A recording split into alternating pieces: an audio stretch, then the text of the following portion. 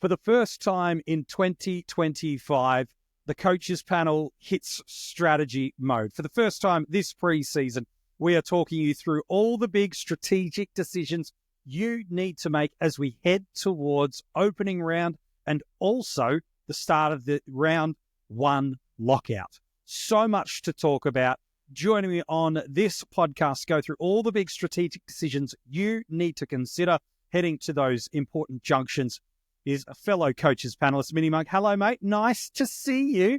And a lot has happened in the last 24 hours, and a lot more will happen this week with the Community Series matches.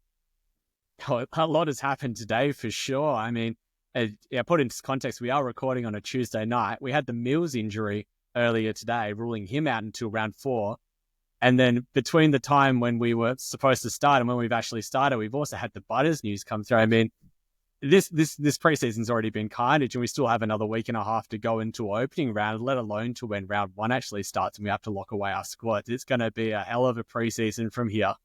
Oh, mate, it has just literally been hold on to someone and hope they don't get injured. I thought I was the jinx because after like 2 or 3 players, after doing them in the 50 most relevant, they'd get injured. I'm like, I might just need to stop releasing episodes. Thankfully, it seemed like we broke that duck for a while there. But I think Callum Mills is maybe the most interesting to unpack. But maybe we should talk about Bailey Smith really, really quickly to kick it off. One of, if not the most selected players across all the formats. Played in the intra-club or the match practice simulation, whatever you want to call it, against the Hawks.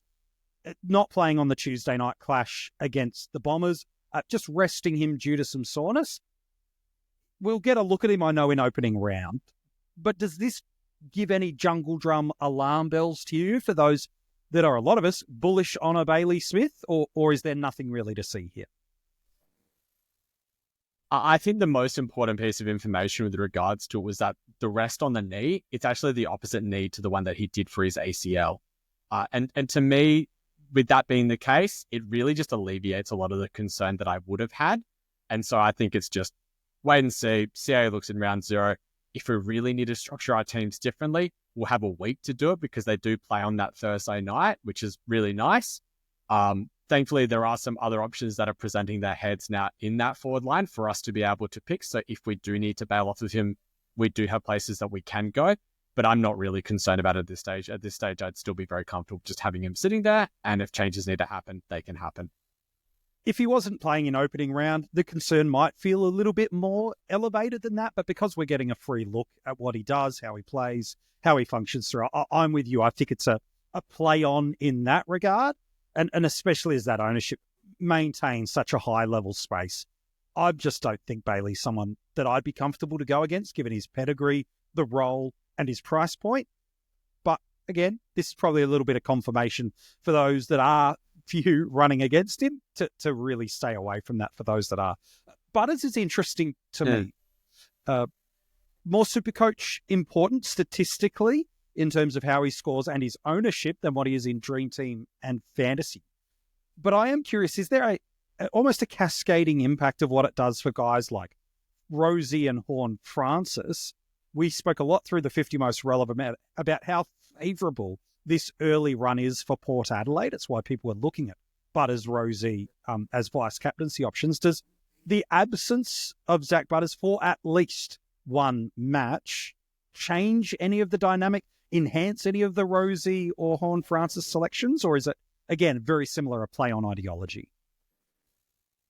I myself, and I think a lot of other coaches that were tuned in, were very aware of that Port Adelaide opening run and wanting a piece, if not a couple of pieces, of that team for that run. And with Butters missing and likely probably going to be eased back into the whole thing with that near arthroscope surgery, I still want to have a piece of that Port Adelaide midfield. Now, thankfully, we do have 2 midfielders that are quite relevant across formats. One was actually selectable in our forward lines in Jason Horn-Francis and is extremely popular across the formats. Rosie, less popular in SuperCoach, but been extremely popular in AFL Fantasy and Dream Team with good reason because of his price tag with respect to Butters. I think that if you had one of them, I would probably, or if you had Butters, I would be looking to move towards a Rosie or a Horn-Francis and restructuring that way. And there is an argument that you could be going towards both of them. And and hoping that you can really capitalize on the fact that Butters might be missing that first match, which is a relatively friendly matchup for them. You know, they're playing against Collingwood, which is a relatively easy matchup for inside midfielders. It's potential for captaincy option for someone like JHF in SuperCoach, potential for captaincy option for someone like Rosie in AFL Fantasy, where they could both get absolutely off the chain.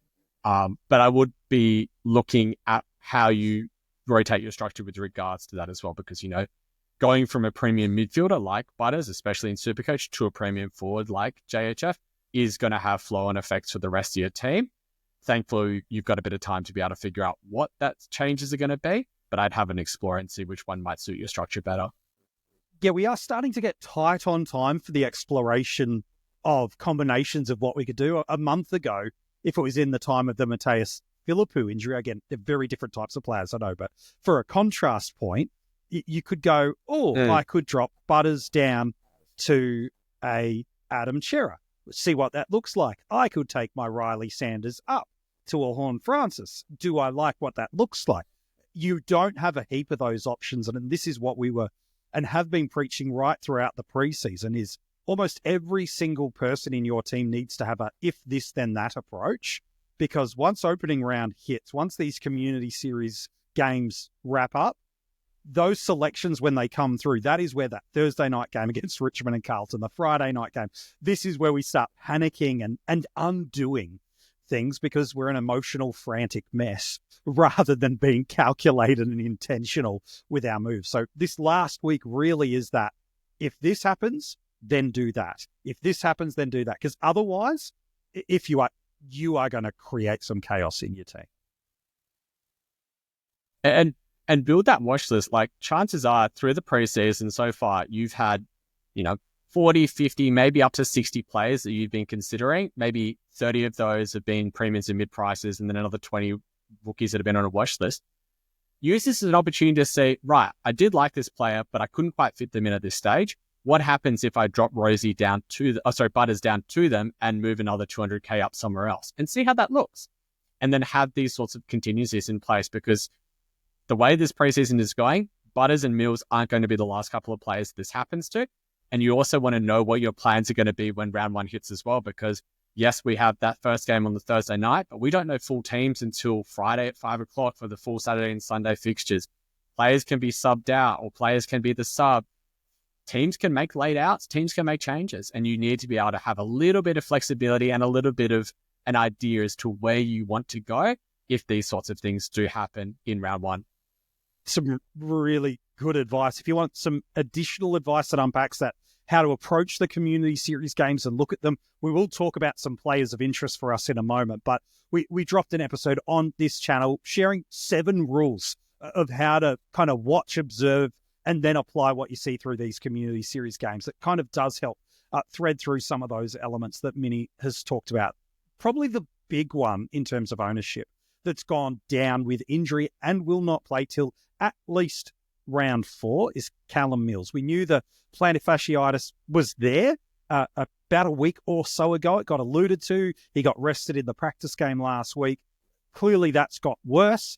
And based on the media release, it's in a moon boot for a couple of weeks. And then probably the phrase we don't want to hear, we'll see how it progresses from there.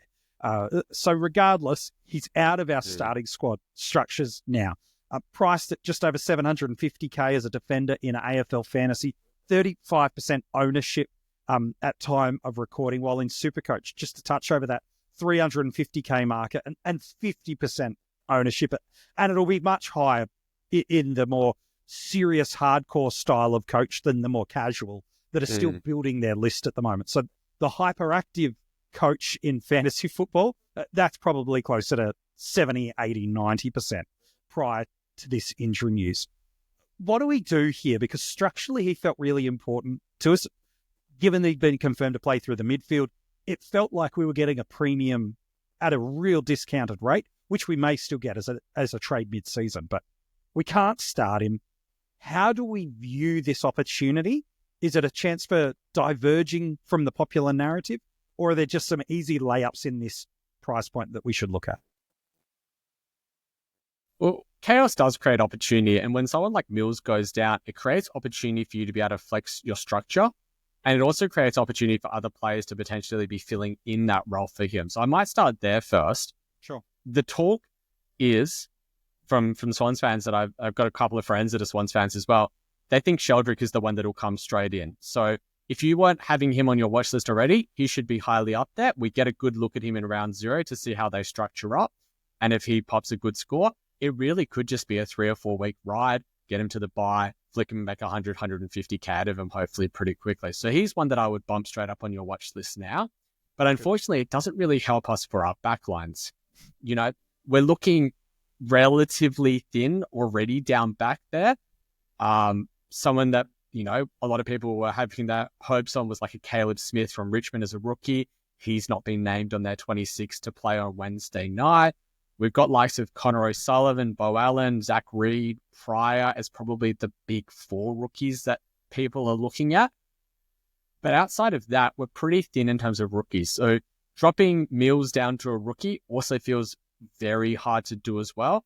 And when you start to rule out, you know, dropping down as being an option, then you're looking either to go sideways and up. Now, there are a lot of options in that 3, 4, even premium range across the formats, you know, 700, 800,000 in AFL Fantasy and the 4, 5, 600,000s in SuperCoach. And you should be having a look at the ones that do tickle your fancy with regards to that, whether it's the likes of someone cheaper in a Matt Roberts who might be, you know, you're one less on that round 3 buy. Maybe you can afford to take one more and who could be breaking out instead. Whether you're wanting to look at someone like a Jaden Short, who's a very similar price, or Harry Perryman, who also is on that round 3 buy at a very similar price. Whether you want to go a bit higher to someone like a Bailey Dale or to a Jordan Clark, or even go all the way up to a Harry Sheasel as well. These are the sorts of players that you should be looking at and investigating to see, one, how does it play with my team for these early buys? Because we already knew that that round 3 buy was going to be quite rough for our defense.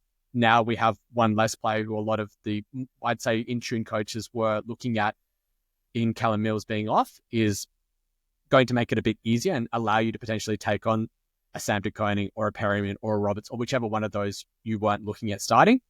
Or you have to think to yourself, how am I going to find the 2, 3, 400k, depending on what it is across the formats, to go up to the premium that you think is going to be the top 6 defender and be able to ride you through for the entirety of the season.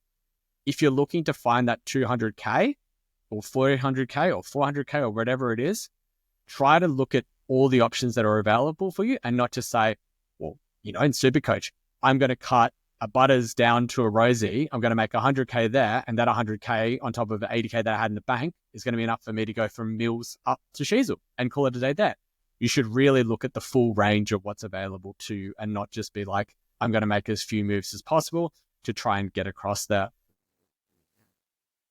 It's an interesting kind of dilemma point there, and I'm keen on your thoughts as we kind of look at what our structures are, because for people that are, again, if you're a coaches panel watcher and listener, you'd land on the more serious hardcore end. Okay, that's just the nature of the style coaches. You love your fantasy footy. You're probably playing multiple formats. You're wanting to do well in either winning your league or you're going hardcore for overall rankings. That's your more traditional and normative coaches panel viewer and listener, and we're so grateful for you for being in that space. But what we can sometimes do by starting our team selection so early in the preseason is we fall in love with a structure, we fall in love with a rhythm of how our team sort of looks, and then we get not only these injuries to the Mills and the Butters types, but then structurally these rookies that we're like, I'll just find another one, they just don't seem to pop. And whether it be don't get picked in the community series, don't get the role that we hoped, let alone get named as a green vest, which is far and above the worst option when it comes to round 1. How do we find this balance of digging our heels in and going, no, this is the right structural elements and I don't want to break something, versus allowing the game to dictate to you where and how you take value, where and how you place your anchors? Like, where's that balance of the push and pull there? It's really hard, especially when you start to fall in love with particular players or with a particular structure, to then have to adapt when something changes and when it changes quite significantly. some of the rookie defenders that we were looking at as being potentials, like James Leake, or as I said before, Caleb Smith from Richmond, not being there or unlikely to be there come round one now, really does force you to have to figure out, how am I going to adapt to that? A lot of really good coaches, and another one that I've been listening to a lot in the preseason, and Mitch from the Ball Boys, have talked about building your team from the rookies up, starting out with the value picks and building from there. If you've only got 3 or 4 defender rookies to pick from, put them in, see how your team looks when you build around those ones. And if it doesn't look great and you're fielding a rookie that you really don't want to be fielding in defensive line, or it's going to leave you too thin elsewhere, or too loaded up, you're spending, 600K defenders or 600K midfielders or $3 million midfielders in AFL fantasy, figure out what actually looks best in terms of structure as a summation of it. So, we look at those rookies. The main ones that I'm kind of eyeing off at this stage in the defense are Allen, Reed, and Pryor. Yeah. Try seeing how your team looks if you put those 3 and you build around that. And then you do the same with your midfield rookies. You do the same with your rucks. You do the same with your forwards. And you build from the cheaper players up. You put in some of the premium players that you really want to own. And then you fill in the other pieces around that. And don't be afraid to just go into the team selector and just clear it all out. Give yourself a fresh brain. Have a look at seeing what other coaches are selecting and go down the list of ownership. Every now and then I just sort by ownership and I say, I'm going to pick that guy because I've seen enough from him. No, I don't like this guy. I'm not going to pick him because I've seen enough to say he's not going to be there round one, or he's not going to have the role that other people think that he's going to have, or he doesn't present as much value as I think he's going to. And justify each pick as they're going in. Looking at a full team is very nice because then you just go, all the pieces are in place. But then you've got to actually think as to why each player is sitting in the position they are in, and what are they doing for your team in the long run.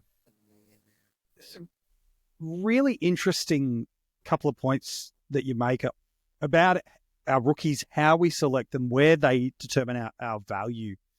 How far, and our structure, how far do you pull that bow?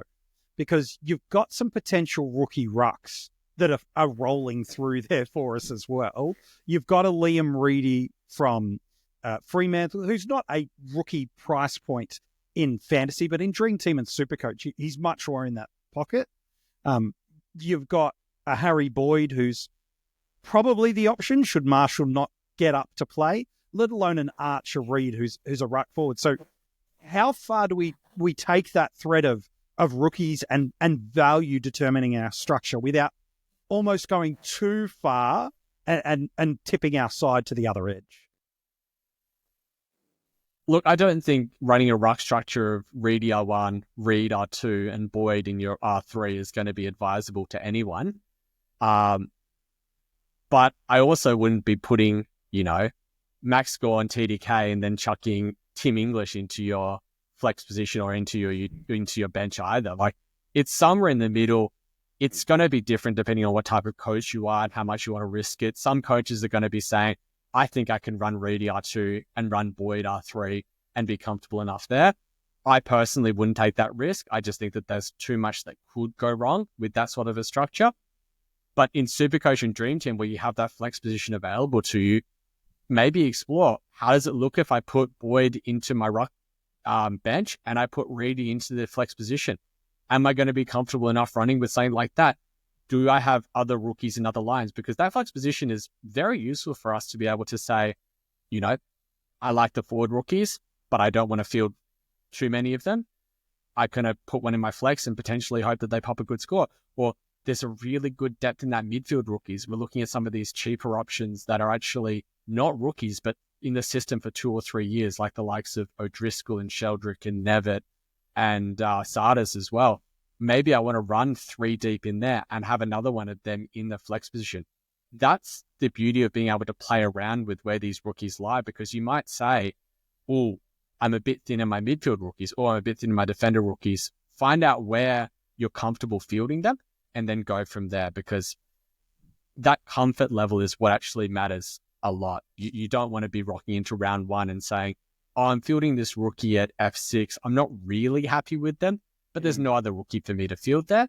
That's not the approach. You want to be saying, what's the best way for me to maximize the dollars that I'm spending on my starting team to get the most amount of cash generation out of my team and to get the most points on field through these rounds? I want to ask you about the rookies on field and the early bye rounds and best 18 in a moment. But we couldn't have done this preseason without our Patreons, whether you've joined at the breakout tier, at the cash cow tier, or at the premium tier. We're so grateful for you. One of the most popular things of this preseason has been to get in at that breakout tier, because you're also getting our draft ranks. Maybe you've got your draft on the Keeper platform coming soon. That is where the coaches panel is drafting in 2025. We're so thankful for that. And just in the last couple of days, a few people have jumped in at the premium tier. The Bontsville Wizard has jumped in at the premium tier. We're so grateful for you. I wonder which player is his favourite player. I'm not too sure.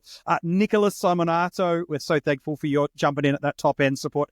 And Jono Kites Ass as well has jumped in there. We're so thankful for these boys. And if I have butchered your name, you can send us a DM in the Patreon and just send your abuse that way. I'll totally take that. If you want to join our Patreon, whether it be at the breakout, the premium, or the cash cow tier, there is a tier that is right for you, and rewards that and different accessibilities that come to the coaches panel, that are content and creational spaces that nobody else gets.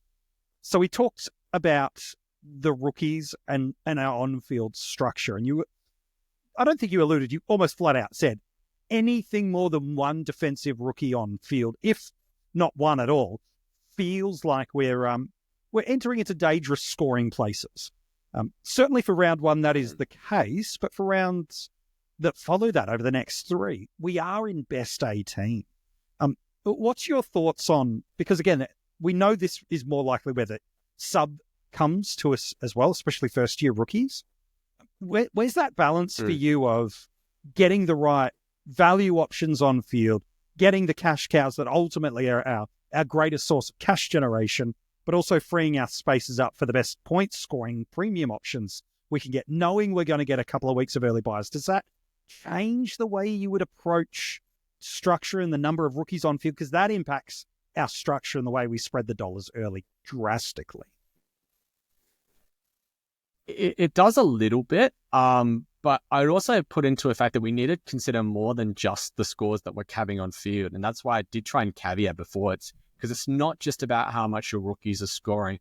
It's also about how much cash they're going to generate. You know, you talk about the likes of a 230K rookie or a 102K rookie in SuperCoach. They're obviously going to be able to generate more cash because they start at a lower price and therefore have a lower break even. But if they're going to be subbed out in the second or third round, that cash generation is just going to stunt. So it doesn't matter if they go an 80 or a 90 in the first week. If they then go a 20 or a 30 subbed in the second week, it's just dried up completely. So those are the other things you have to really consider with the rookies. But yes, in terms of who we actually are wanting to have on field in terms of premiums, mid-prices, and even our rookies, or should I say our relatively cheaper players, you really are looking for players that can fit and make scores that will be close to that best 18 type scoring in rounds 2, 3, and 4. You know, there's no point in having 6 players all score 60 on your field and 2 of them drop off. That's just kind of wasted. But if you have a relatively good rookie or someone who you think can pop a massive score and suddenly you've got a 90, that's 30 points difference that you have over the field. Those points that drop off, you really want to save for, you know, you might get one wrong. You might have a player that's a sub. You might have a player that gets injured or a player who doesn't quite perform to the level that you want. But if you can nail some of those guys that really have the potential for ceiling, both as mid-prices and as rookies, that can go a huge way to being the difference for you scoring well in best 18. We see it in the mid-year buys as well. We've had, what is it now, 7 or 8 years worth of mid-year buys. It's been since I've been playing. You know, when you're having a good week, it's determined by what's going on at your top, not the rookie that's dropping off, because it's going to make 5 or 10 points difference. But if you have a player that's priced at 60 who's going 95, that makes a huge difference. Yeah, it does. We've talked about rookies and value options defining our structure a little bit. What do you think is the line that's creating people the most pain points this preseason? And now that we're really at that crescendo moment, because you could almost argue at different points of the preseason, it's been every single line. The defense, it's been, there's no top end premiums I want to spend up for. I think that narrative's cooled a little bit in the community, and maybe it's because of other things have kind of burning on fire more so than that. Then it's we head into the midfield. It's like, man, I could have so many cash cows and rookie options on field. What an amazing crop of kids. And now we're almost gone the other way. It's like, get as many of them off, get as many mid prices as you can on. No, I need a captaincy option. I'm going to have to head back to the top. The rucks we've spoken about at unbelievable lengths through the preseason about how you structure that. And then the forwards, it's the argument of who's anchoring your F1 is probably more the grander conversation than it is almost anything else. But which of these four lines do you feel like, alongside the rookies, it is creating the structural headache and the balance of players that ultimately affects our starting squads there? What do you think it is, and why is that? I think up until about yesterday or the day before, it was the Ruck line.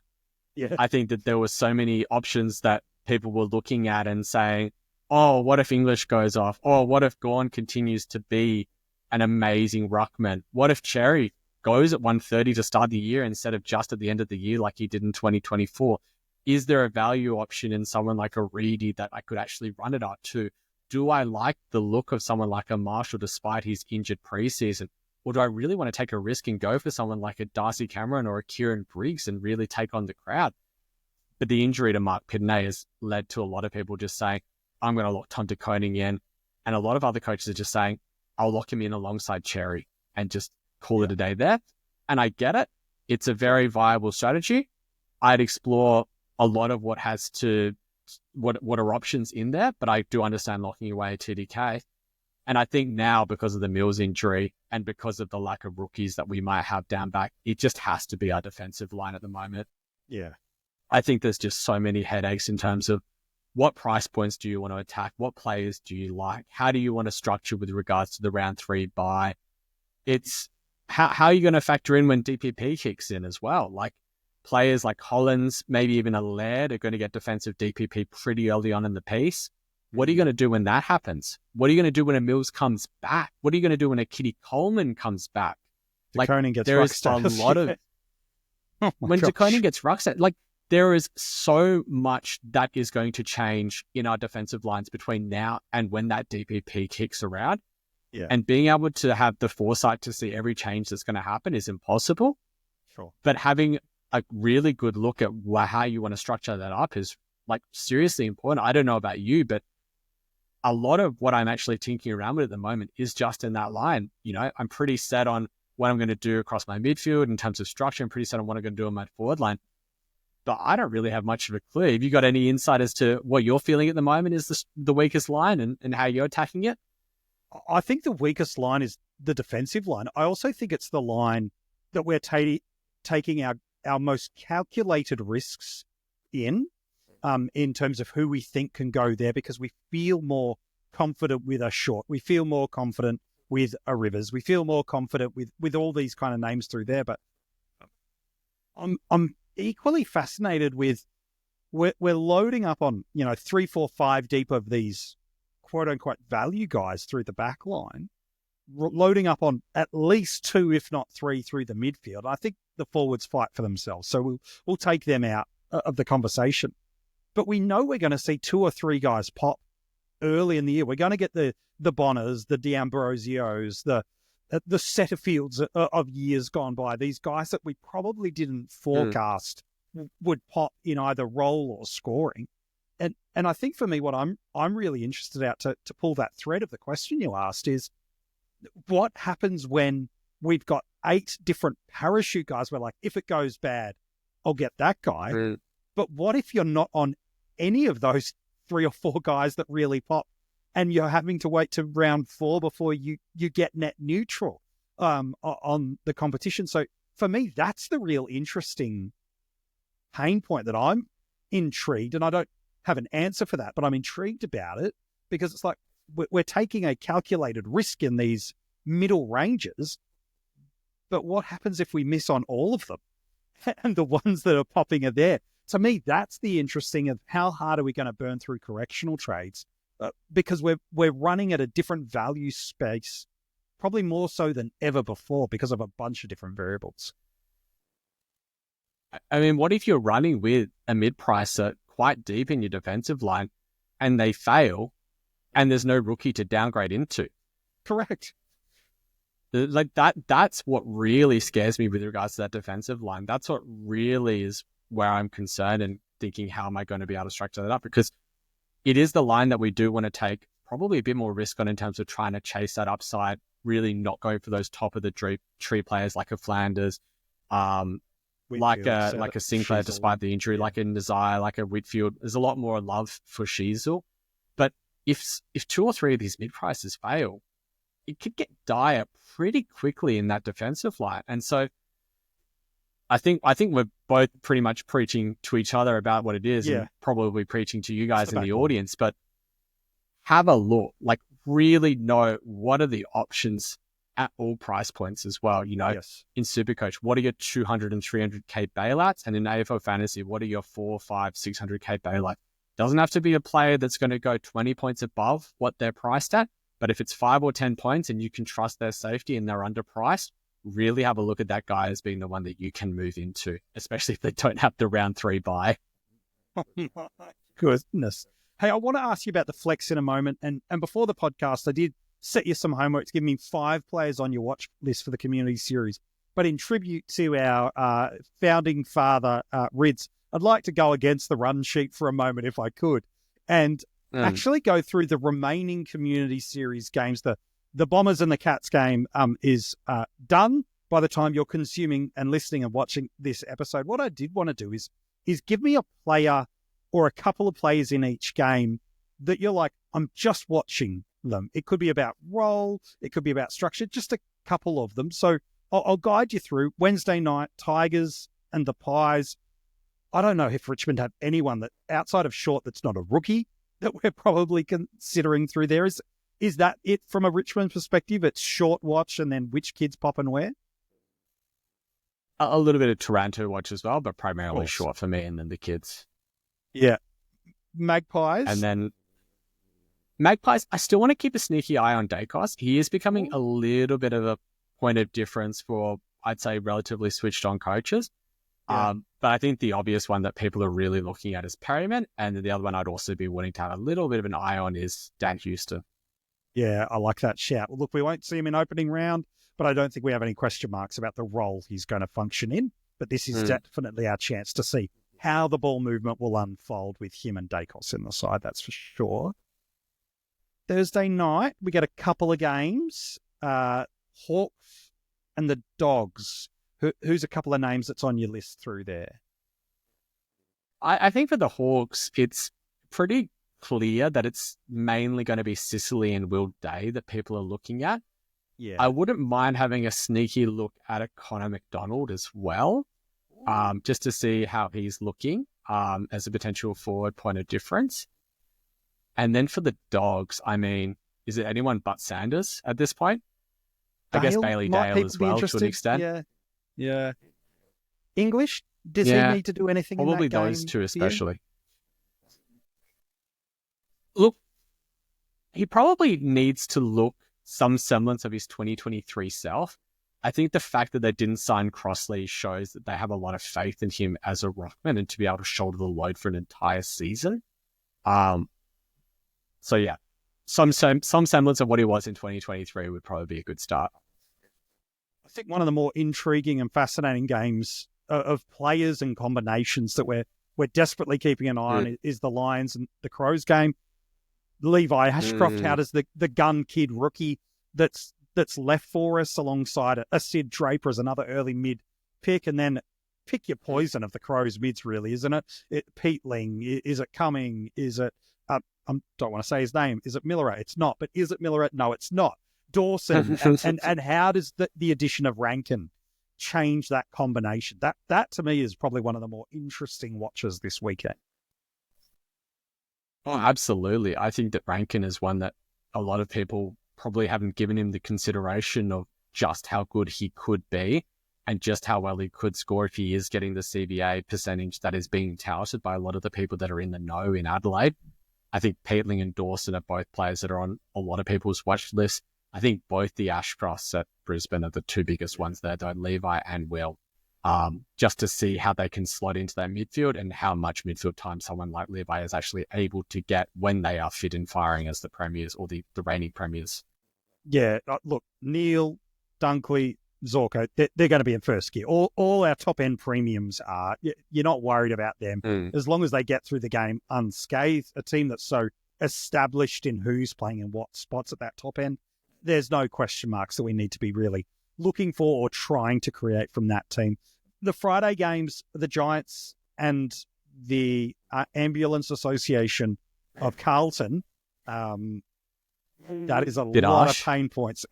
It's harsh, but it's horrible luck for them. I feel horrible. Yeah. As I smile, I do feel horrible for them as like player after player after player keeps finding a way to go down. So it's gut-wrenching for the club, for the players, and certainly for some pretty important fantasy prospects for us from Jagger, Curnow. I think SuperCoach has rightfully had a little bit of love pre that injury. Certainly a Sam Walsh, and before that a Nick Newman. Like, who are you keeping an eye on this game? Because this could do a few little threads here for us.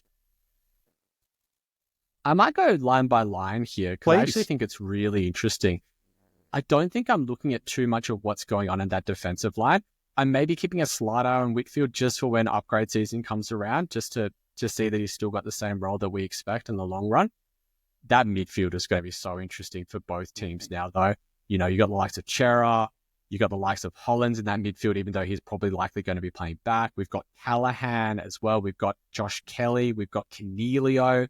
And then in the ruckman, we've got both relevant ruckmen as well in TDK and Briggs. That is just going to be a very interesting one to watch. And then even in the forward line, as you mentioned, Stone as a rookie and Gove as a rookie as well. Yeah. That might be the most relevant preseason game to watch. And I'm very thankful that I'm going to be going to that game live on Friday night. So I'll be keeping a good eye out for a lot of those players then. Well, we are doing match by match reviews on every single one of these games. We will not be discussing the fantasy points and the SuperCoach points of these players. We'll be dissecting role. We'll be dissecting how players are functioning in the ecosystem of their team. Who is missing? We'll actually talk you through what is going on, not just look and go, he scored 90, you should pick it. We're going to and have watched these games for you to give you the dissection of information to make informed decisions heading into round one. The other Friday is the Suns and the Swans. You've already alluded to someone that probably, if he wasn't on the radar, definitely should be now in a Sheldrick from the Swans. Roberts, probably another from Sydney.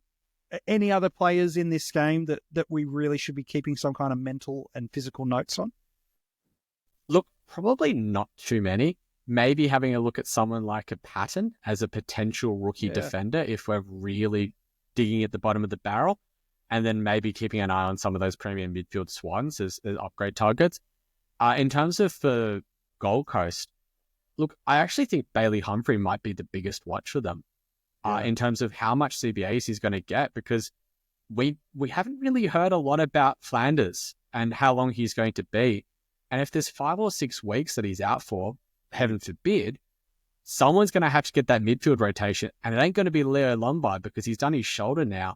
The natural replacement in there, to my mind, is going to be someone like a Humphrey, and he could be a sneaky ride for 3 or 4 weeks in your forward line. So he's probably the son that I'm actually looking at the most. I like that. Then the Saturday games, the love for Jack Steele, so St Kilda Port Adelaide has tsunamied over the weekend just gone. That is people just getting in love with fantasy points as far as I'm concerned, more so than anything else. But look, I suppose he's got the pedigree there, so I'm sure some will be keen on Steele. Who's getting that third midfield spot behind Steele and McRae? McRae does feel like an easy selection, but we'll keep an eye on it. And then Port Adelaide is what are they going to do in the absence of Butters? So we got a couple of interesting guys here and more.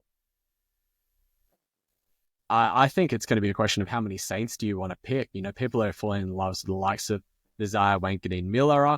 People are falling in love with Steele. People already have Jack McRae. And then we're looking at their rookies as well, like Boxall, Hall, Garcia, Hasty as well. People are thinking that it's an absolute gold mine. I'm worried that it might be a little bit of fool's gold to come around in round one, because I'd be really concerned about stacking more than about 4 Saints in my squad. I just have this feeling that there's going to be something going on there, and Ross Lyon's going to be up to his old ways. But Port Adelaide as well is just going to be I mean, it's Rosie and Jason Horn-Francis watch. It's what's happening in that backline. Is it Sin? Is it Farrell? Is it Burgoyne? Is it Bergman? Like, who's going to get the role? Who's going to be that mid that gets the time as well? Is there the chance that we get someone like a Christian Moraes as a debut? Like, is there just that outside possibility that if Butters isn't there, someone could actually get like a 50-60% CBA role and really just be a scorer for us? There's a lot to watch in terms of what's actually going on in that midfield mix and that half-forward mix. So that half-back mix for them.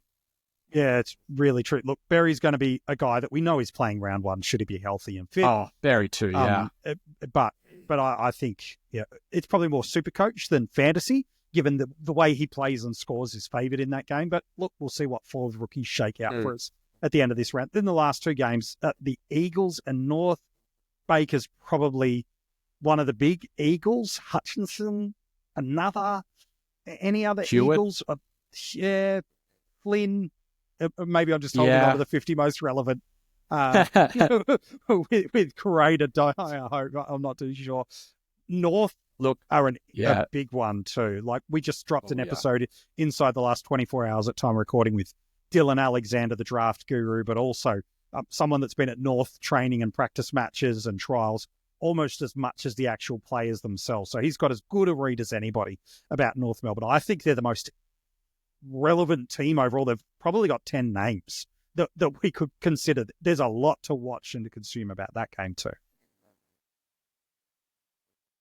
Cherry, Sheasel, Parker, Daniel, Wardlaw, or not Wardlaw, Powell. sorry, because he's not going to be there, but Powell in Wardlaw's absence, Simpkin, McKercher, O'Sullivan. Simpkin, rookies fucking as well, Finn O'Sullivan, Hardiman, just everywhere, absolutely everywhere, stacked for names to be considered.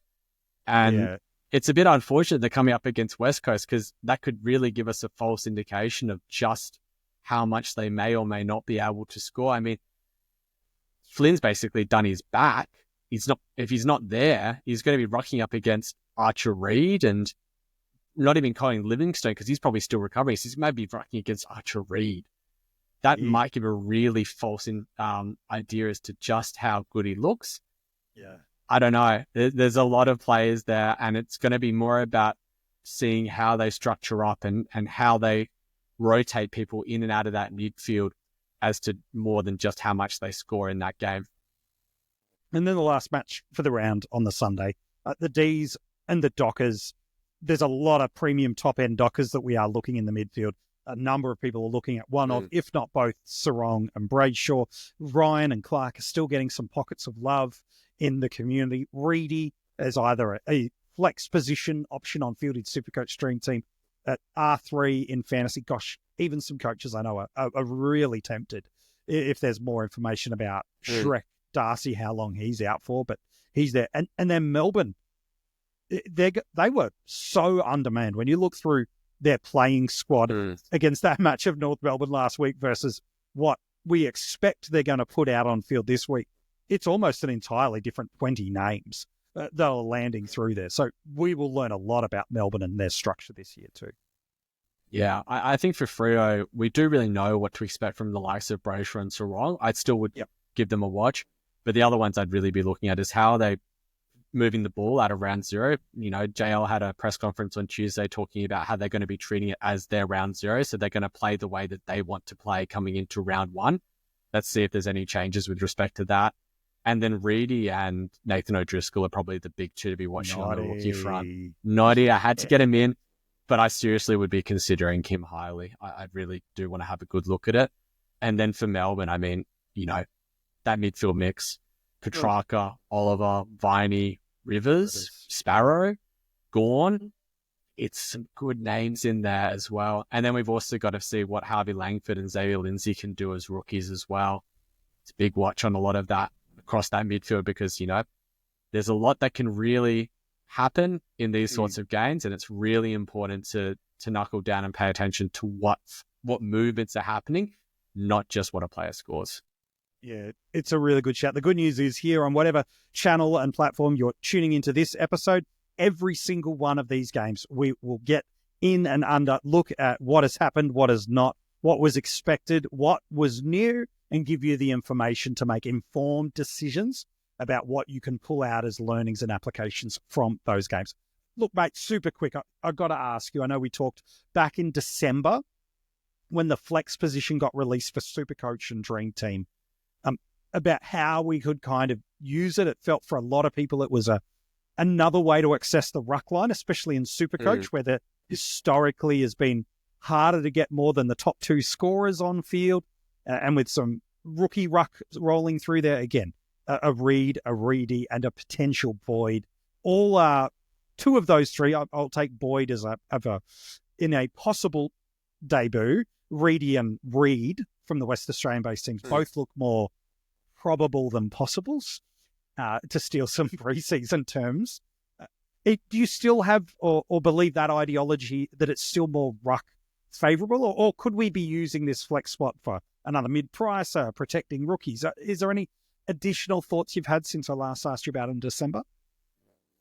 I don't think it's about it being favourable to one particular position. I think it's about favourable to where the value lies. So, we've talked a lot in this episode about how we're very short on rookies, potentially in the defence. We might have a bit more in the mids, the rucks, and in the forward lines.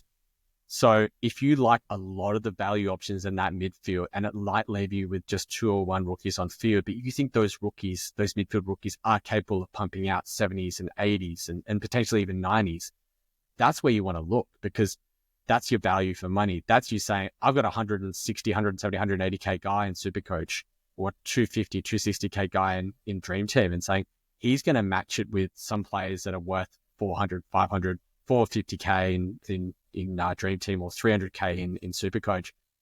But I still want to have that 300K guy because they're also value as well. That's how you can maximize those points there.